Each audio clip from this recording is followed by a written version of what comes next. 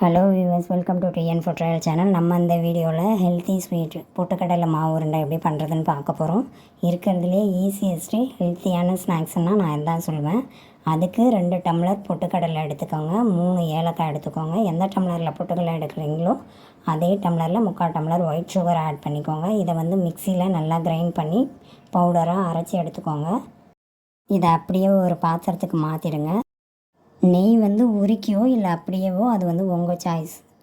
கொஞ்சம் கொஞ்சமாக ஆட் பண்ணி இதை நல்லா உருண்டையாக பிடிக்கணும். எந்தளவு நெய் ஆட் பண்ணோன்னா இந்த மாவு கொஞ்சம் பிடிப்பட்டு வர மாதிரி இருக்கணும். அதிகமாக நெய் விட்டிங்கன்னா கொஞ்சம் திகட்டுற மாதிரி ஆகிடும்.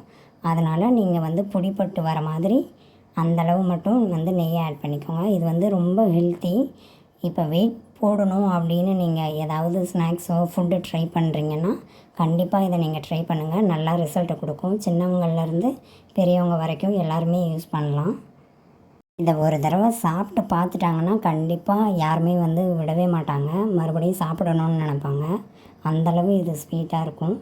இப்போ இதை நம்ம உருண்டையாக பிடிச்சி வச்சுக்கலாம். இது 1 மாதம் 1.5 மாதம் வரைக்குமே இது கெட்டு போகாது. இந்த மாதிரி எடுத்துக்கோங்க. ட்ரை பண்ணி பார்த்துட்டு எப்படி இருக்குன்னு சொல்லுங்கள். நம்ம பொட்டுக்கடலை உருண்டை ரெடி. இதை அப்படியே ஸ்டோர் பண்ணி வச்சுக்கோங்க. தேங்க்ஸ் ஃபார் வாட்சிங்.